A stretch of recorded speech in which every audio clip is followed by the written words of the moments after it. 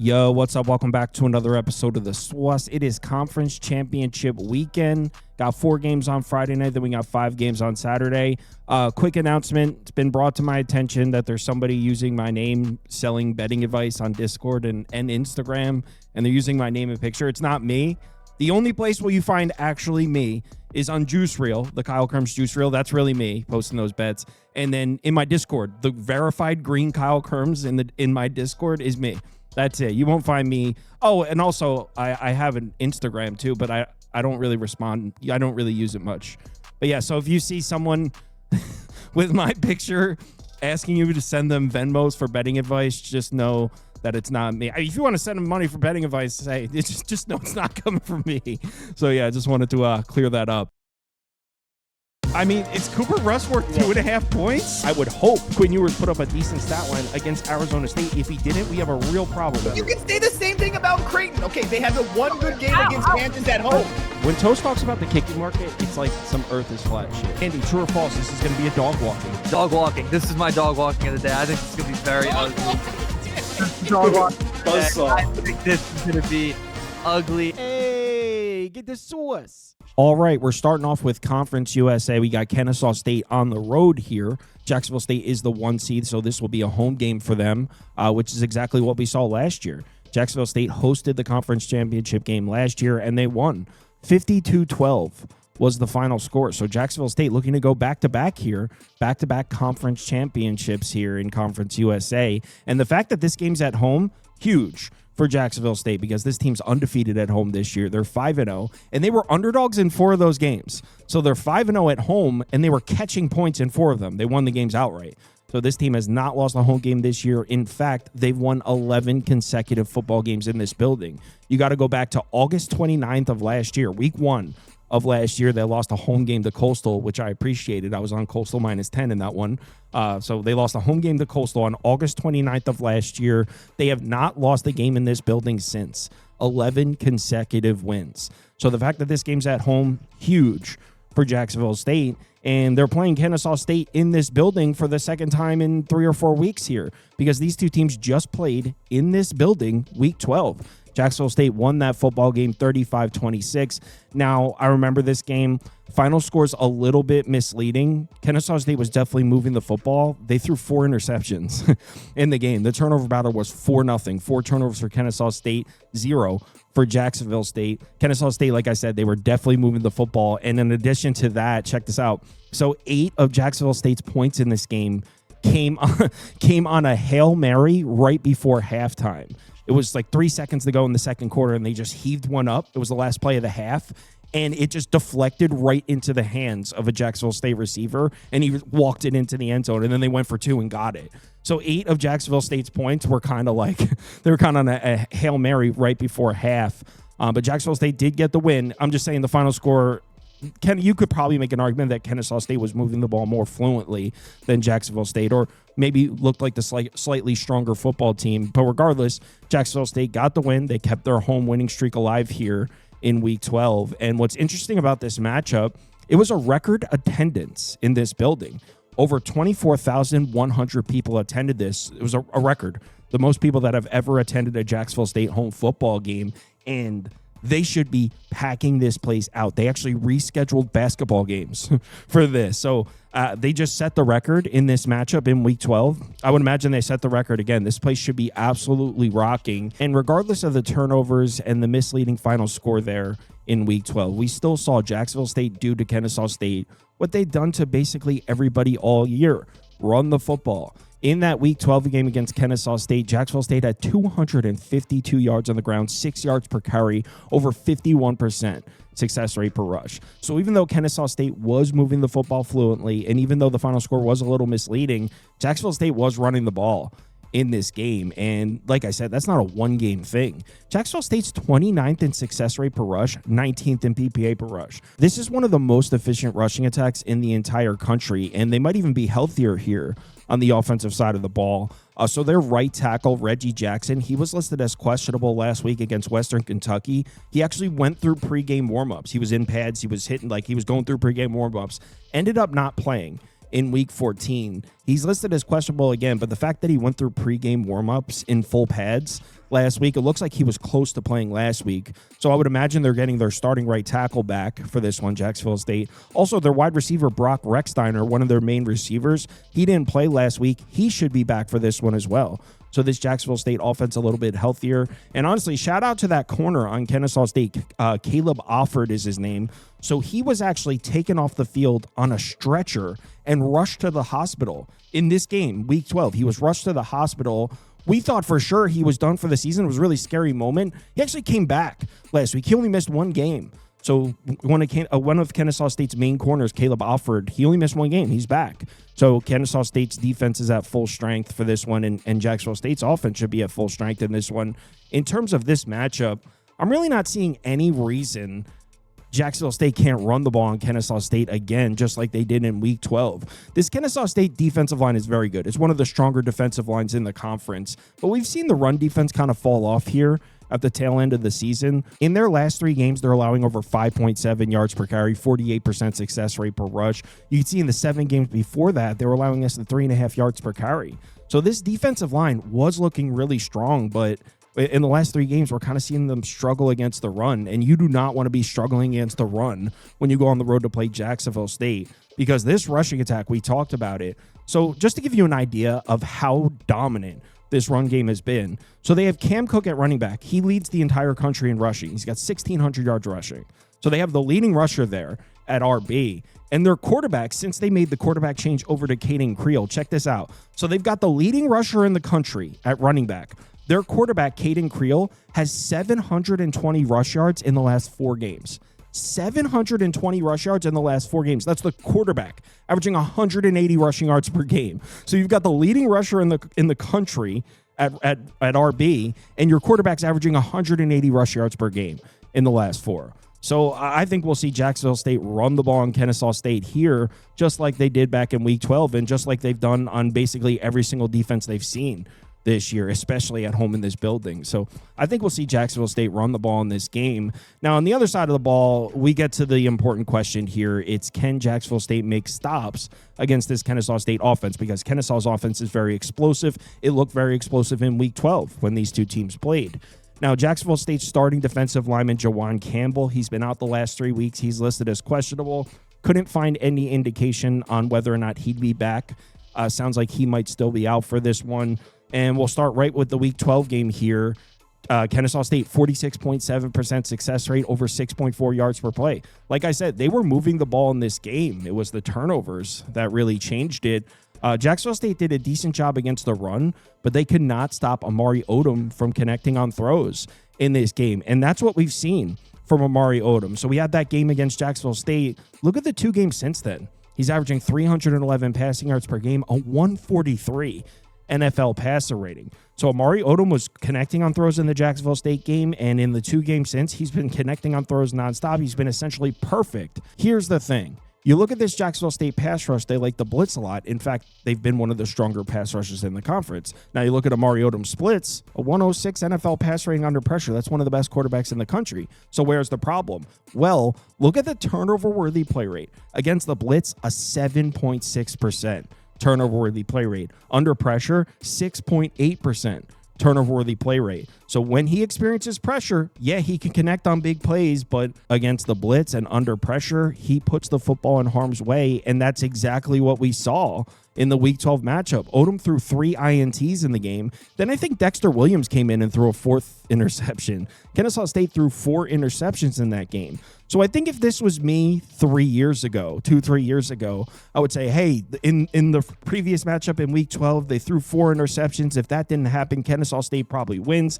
You got to take Kennesaw State here. But the more I look at these kinds of things, the more I think it comes down to coaching. I mean, this is discipline, and we're seeing this repeated over the entire season. Look at these numbers here. Jacksonville State, a +9 turnover margin. That's 13th in college football. It's not a one-time thing. They've been protecting the football and forcing turnovers all year. Meanwhile, Kennesaw State, -2, 82nd in the country. And penalties. Kennesaw State, over 65 penalty yards per game, 120th in the country. Jacksonville State, just 52 penalty yards per game. So this is what Jacksonville State does. And what I've seen from this Jacksonville State team, if they play a great football game, they're going to win. They can play really well. The run game's dominant. Their defense, they make timely plays to stop drives. So if Jacksonville State comes out and shows us their best fastball, they're going to win this game. But what we've seen from Jacksonville State is even if they come out and don't show us their best fastball, even if they're not the better football team in this game, they still find ways to win games because they're disciplined, because they protect the football, they run the ball and control the clock, they force turnovers, they don't commit penalties, they do all the intangibles. So even if Jacksonville State doesn't come out and play their best game, I still think they're very much alive. There's a reason they've won 11 consecutive football games in this building. So I disagree with the movement. I'm on Jacksonville State. I got a bad number. I'm on plus 1.5. I think they should be laying 1.5 too. I know Kennesaw State, top to bottom, is probably the stronger team slightly, but in this building where Jacksonville State never loses, they're the defending champions, they're healthy, they're more disciplined. Yeah, give me the Gamecocks. I'm on Jacksonville State here. Next up, we got the Sun Belt Championship between Troy and James Madison. This is a home game for James Madison. And if you're wondering why we're seeing a 23.5-point line here in a conference championship game, well, there's a couple reasons. First one being James Madison is about that life. I mean, 4 of their last 6 games have been 30-plus point wins. So we know James Madison is always down to just completely rout somebody. This is a team that doesn't stop in the fourth quarter when they're winning. They don't stop. They like blowing teams out. And in addition to that, there's the college football playoff race to consider. Now, unfortunately for James Madison, both Tulane and North Texas jumped them in the polls. So it's looking like the winner of that game, the North Texas-Tulane game, is getting into the playoff. Now, maybe James Madison, if they win this game, let's say 70-0, which 70-0 is crazy, but just for argument's sake, say they win this game 70-0, and North Texas and Tulane play like a sloppy game where neither team looks good. Maybe James Madison can jump both of those teams, even the team that won, by having a much more impressive win over Troy. So that's reason number one. They're going to want some style points. Realistically, though, the path for James Madison getting into the college football playoff. Oh, by the way, these odds on the screen, these were made before the new AP polls. I think James Madison's like plus 155 now, so they're not up to date. But the most realistic path for James Madison getting into the college football playoff is Duke beating Virginia, which they're 4-point underdogs. Certainly they can win. That's the most realistic path. But if Duke loses to Virginia, James Madison still wants to make the conversation interesting. If they win like 70-0, like so impressively, and North Texas Tulane, they both turn the ball over and have a sloppy game, maybe the committee puts James Madison in. They are right there. They're in the top 25. So James Madison has, the reason I'm saying all that, James Madison has reason to seek out some style points in this one. So that's why we're seeing such a high line, because James Madison does shit like that, and because they might be in search of some style points here to try and jump one of these two teams and get into the college football playoff. Now, we do need to mention Bob Chesney. He's set to be UCLA's next head coach. In fact, I believe he's set to sign the contract and make it official immediately after this game ends. So does this have any effect? I'm not sure. Certainly, we need to mention it. Now, in terms of matching these two teams up on the field, if you go by the full season numbers, Troy shouldn't score a single point in this game. The Troy offense, 111th in success rate, 100th in PPA per play. James Madison's defense, 1st and 6th. Unfortunately, I don't think those two offensive linemen are coming back for Troy. They've been playing without both their starting offensive tackles for several weeks now. Now, they're listed as questionable, but if they've been practicing and they were in line to come back, I probably would have seen something like that. Someone would have written about it. So based on the fact that I'm not seeing anything written about those two guys, I don't think they're coming back for this game. So Troy's still coming into this one with a hobbled offensive line. I will say, though, I don't know if we can completely sleep on this Troy offense. It looks so bad for a large portion of the season.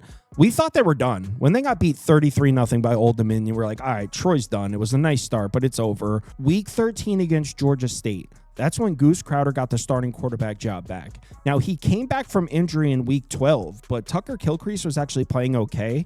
So Goose Crowder, the original starting quarterback, he came back from injury in week 12, but the coach Parker was like, nah, let's stay with Kilcrease. He's playing well. Well, they got beat 33-0. So in week 13, Goose Crowder officially got his starting job back, and they've won back-to-back football games, including a huge road upset over Southern Miss, and Goose Crowder is slinging it right now.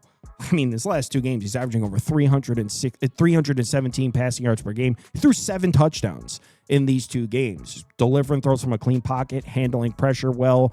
Now, is that comparable to James Madison, the Southern Miss defense or the Georgia State defense? Certainly not.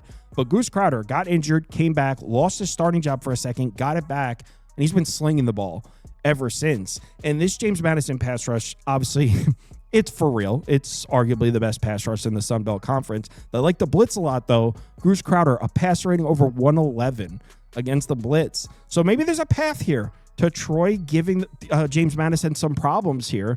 The passing attack seems to be working for Troy right now. It seems to be peaking at the right time.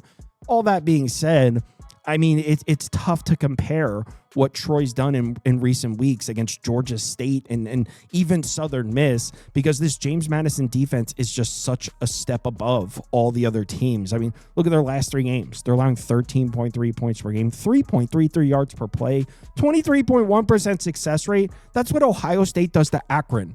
And these are conference games. Well, one of them's Washington State. That's not a conference game. But this James Madison defense is such a serious step up above all the other Sun Belt competition that I don't know if we can necessarily look at Goose Crowder throwing the ball the last 2 games and be like, that means he's going to throw the ball on James Madison. I don't know if that's responsible. But this James Madison defense has struggled with one thing this year: explosive plays. They're actually 126 in explosive play rate allowed.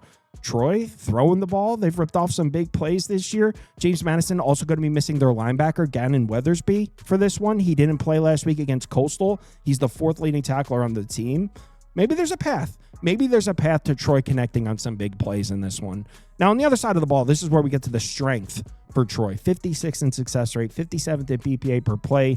Not as strong as the James Madison offense, but this Troy defense might be the 2nd best defense in the conference behind James Madison. They are strong. We saw what they did last week. They went on the road against a very good Southern Miss offense, held them to 4.6 yards per play on the road. 36.4% success rate in what was a postseason game. This game was winner. This was a battle to see who gets to play James Madison in the conference championship. Troy went on the road, shut down a good offense. So this defense definitely needs our respect. And we do need to point out that Barnett is not playing his best football right now in terms of efficiently throwing the ball. I mean, passer ratings down, struggling with pressure. Now, James Madison wants to run the ball, and almost nobody could stop the run game. But in terms of throwing the ball, hasn't looked great.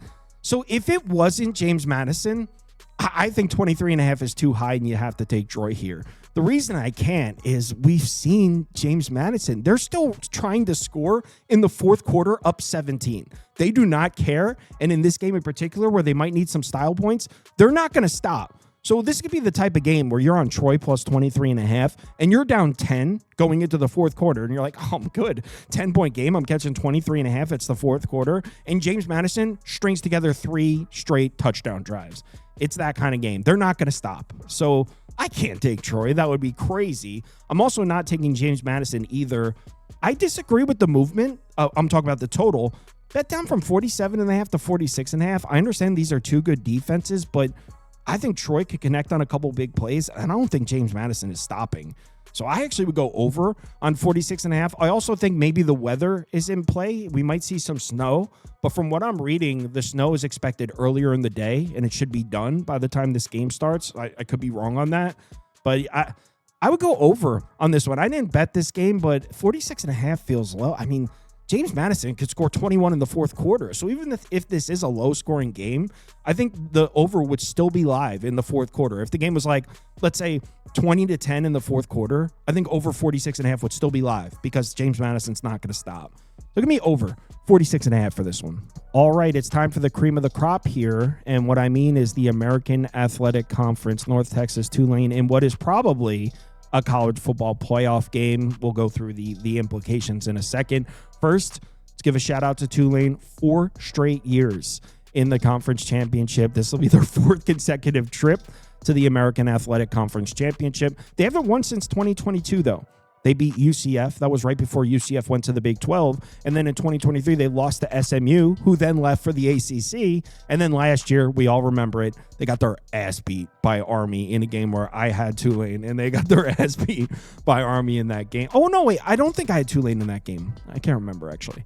But yeah, we all remember what happened against Army. So Tulane, 4 straight trips to the conference championship. Now, the lead story, before we get into the playoff implications, got to talk about the head coaching situation. This is unique. So both of these coaches have accepted other jobs. Now, both coaches will remain with the teams and finish out the season, which is good. I got to say, though, and before I say this, I want to be clear. I don't know anything. I don't have sources with the team, and I'm not plugged in. What I'm about to say is based off of what I'm reading, based off of what people are writing.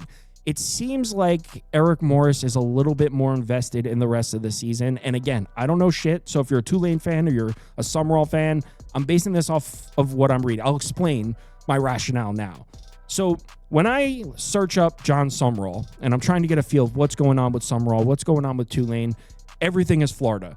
Everything is coming up is about Florida. I mean, he picked his defensive coordinator out already, the guy from Kentucky. They lost a 4-star recruit. They had a 4-star running back going there that was supposed to be the next star running back at Florida. He decommitted from Florida. There's stories about that. Everything seems to be about Florida. And again, maybe this is just the media's portrayal of it, but everything seems to be about Florida. Meanwhile, with Eric Morris, I mean, he was in tears on senior day. Apparently, he was really adamant with Oklahoma State. He did not want this to leak. He did not want his players to find out through the media before he was able to tell them. He seemed to really care. And like I said, he was in tears and he was adamant about it. He's like, no, I'm finishing this season. And the players were like, no, we're really happy for him. We're sending him off with a conference championship. Like, the players are rallying around it. And again, I want to be clear. I don't know anything. I'm basing this off of what I've read, but it seems like Eric Morris seems to be a lot more invested in the rest of North Texas season, and Summerall, everything's about Florida. Now, again, maybe I don't know anything, but Eric Morris seems to really care about this rest of this season. Everything's about that. Everything's about the emotions and how the players are rallying around it, and they're pumped for him and all that. Whatever. Let's get into the matchup, because everything I just said might have been a bunch of BS. I'm basing that off of articles I've read from beat writers. Anyway, let's talk about the playoff implications. I was just talking about this in the James Madison game. So due to the fact that both Tulane and North Texas are above James Madison, most likely the winner of this game is in. Don't have to repeat it. I was just talking about it. Barring James Madison wins 80-0, and this is a sloppy game, I would imagine the winner of this game goes to the college football playoff and most likely plays Oregon. I'm not going to try to speculate, because if Texas Tech loses to BYU, I don't know what happens here. And honestly, even if Alabama beats Georgia, that could shake some things up. But if Texas Tech beats BYU, where they're almost a 2-touchdown favorite, and Georgia slight short favorite over Alabama, if Georgia loses, they might drop out of the top 4. They probably do. So maybe if Georgia loses, it's not Oregon. But let's just say, I'm not even going to try to decipher it. Let's just say winner of this game goes to Eugene to play Oregon. So winner of this game going to the college football playoff. Now, in terms of the matchup, on paper, Tulane should really struggle to stop the North Texas offense. Obviously, if you follow college football this year, you know North Texas can score. They're third in success rate, second in PPA per play.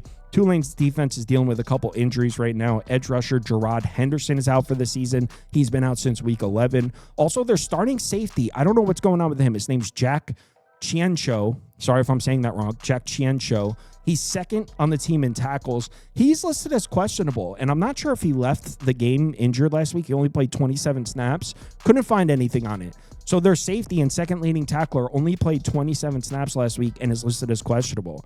So couple injury concerns there on Tulane's defense. As far as betting North Texas games this year, it's been pretty straightforward. They score about 50 points in every single game.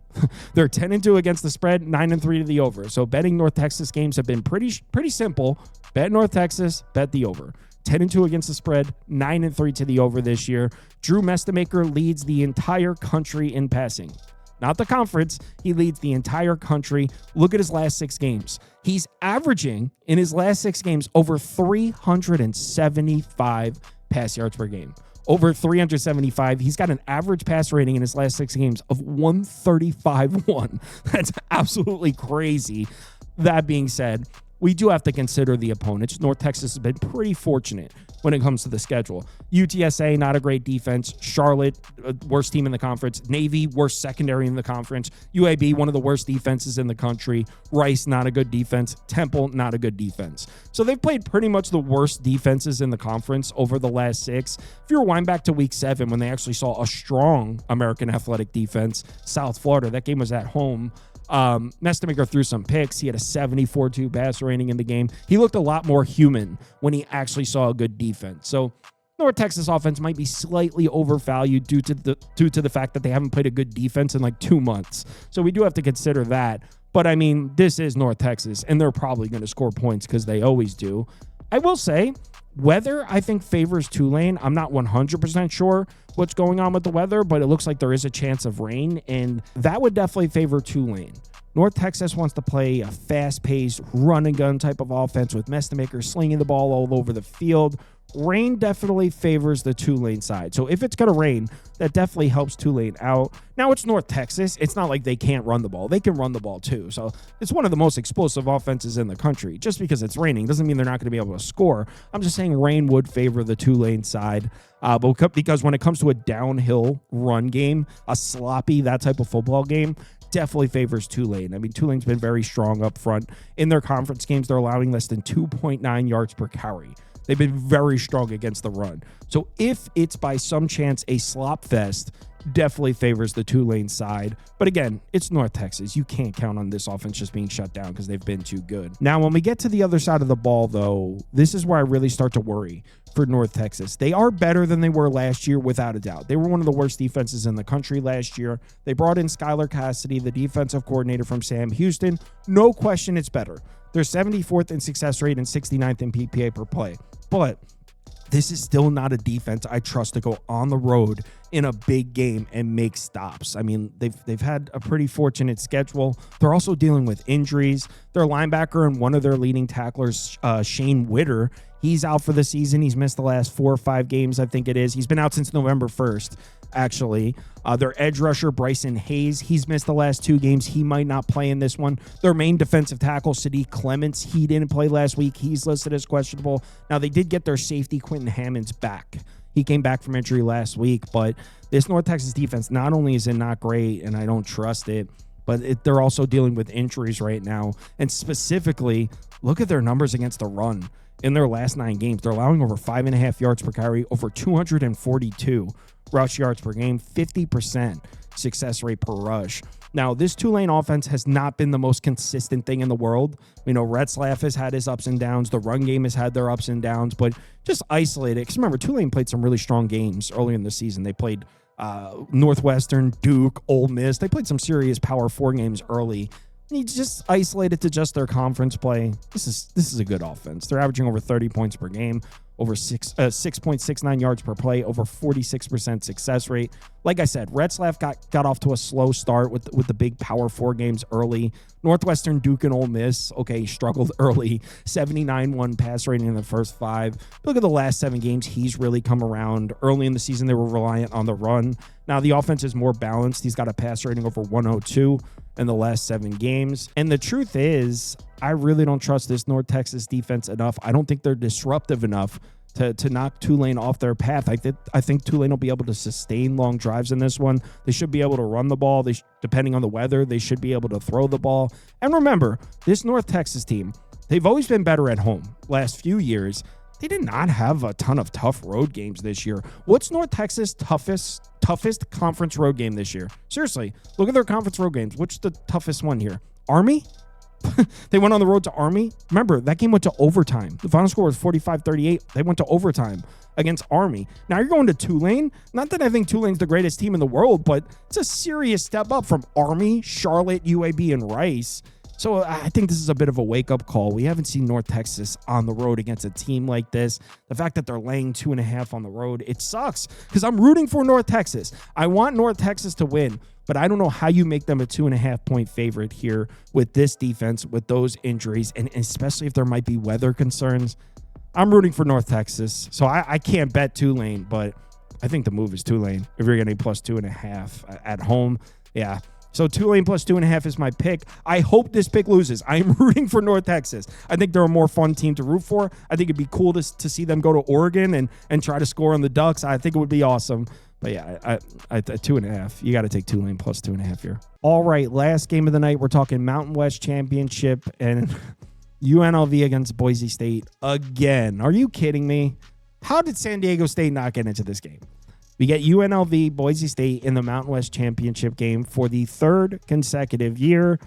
UNLV doesn't have any wins. Boise State 21-7 last year, 44-20 in the year before that. One of those games was in Boise. One of those games was in Las Vegas. This one's obviously in Boise. So yeah, third straight season of UNLV against Boise. And in addition to not being able to beat Boise in the Mountain West Championship game, UNLV hasn't been able to beat Boise State, period. Boise State joined the Mountain West Conference in 2011. Since joining, they're 9-0. They're undefeated against UNLV, 6-3 against the spread. In fact, check this out. UNLV hasn't even covered the spread against Boise State since 2016. So not only does Boise win, but they almost always cover. They haven't covered a spread in almost 10 years. So yeah, blindly betting Boise State against UNLV has been a good investment. Now, this year's Boise State team is a little different. As I'm sure you know, if you follow college football, Boise State has had all kinds of problems this year. The offense doesn't look good at all, but they're at home against UNLV's defense. So what's going to give here? Because UNLV does not have a good defense. They're 103rd in success rate, 107th in PPA per play. Boise State's offense has been terrible recently. You look at their numbers from their last 5 games, 4.8 yards per play, success rate under 40%, 22.4 points per game. But their quarterback didn't play in the last 4. Madison missed the last 4 games. He's set to return for this one. So maybe you're like, Boise State's offense is back. Now that Maddox Madsen is back, the counter argument to that would be Boise State's offense didn't look all that great before Madsen got hurt either. But one game they definitely did look great in was when they played UNLV in this same building back in week 8. They put 56 on them. Over 9.7 yards per play. Think about that. They averaged almost 10 yards per play in that game. 45.6% success rate. So it's tough to count on UNLV's defense making stops against anybody, let alone on the road in Boise against a team that just habitually owns them. So it's tough to count on UNLV's defense here. I do have to say, let's give UNLV a little bit of credit on the defensive side of the ball. I'm not going to go as far to say I think UNLV's defense can be counted on or I think it's good. None of that. But let's give them a little bit of credit. They've actually been playing pretty well on this side of the ball.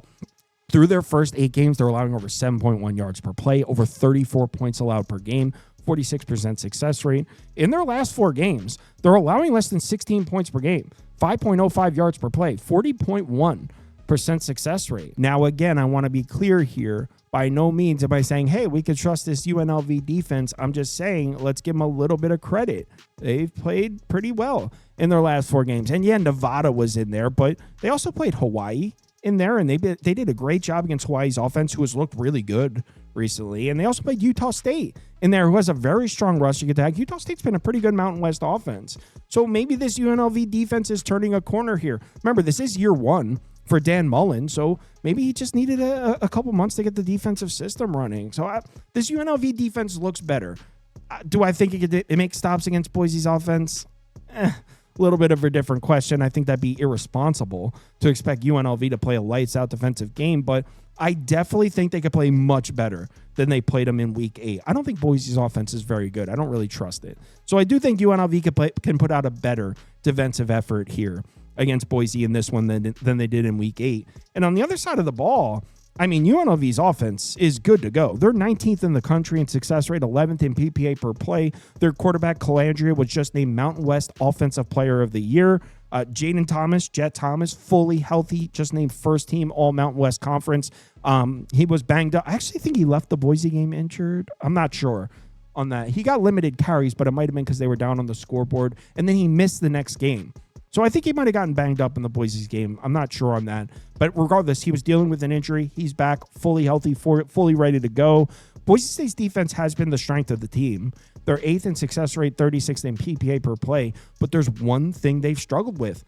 Big plays. They're 133rd in the country in explosive play rate allowed. And they're playing a UNLV offense they're the kings of ripping off big plays. They're 14th an explosive play rate. This is also a Boise State defense that likes to blitz a lot, and Calandria has a 116.7 passer rating. He's one of the best quarterbacks in the country against the blitz. So a healthy Jet Thomas. UNLV's awesome at ripping off big plays. Calandria's great against the blitz. UNLV seems to be able to score on anybody.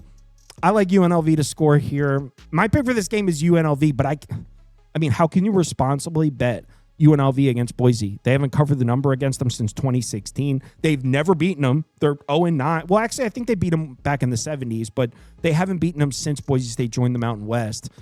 I think this number should be 3.5. So I think I'm going to bet this. I shouldn't. This is the GIF with us. I think it's Star Wars, where it's like, I shouldn't. Yeah. Give me UNLV plus 5.5 in this one. I'll let you know if I bet it. As of right now, I haven't. All right, I got an update for you. So I finished recording. I was about to upload it, and then I decided I actually want to bet UNLV. So I am going to pull the trigger and take UNLV. Going to need some help from the big guy upstairs on this one. They never beat this team. They haven't covered in 10 years. But yeah, I'm going to place a bet on UNLV in this one. Thanks for watching. Live shows at midnight Eastern time. As always, if you're able to make it, would love to see you in the comments. Let's have ourselves a great weekend. Remember to bet responsibly. Talk to you later.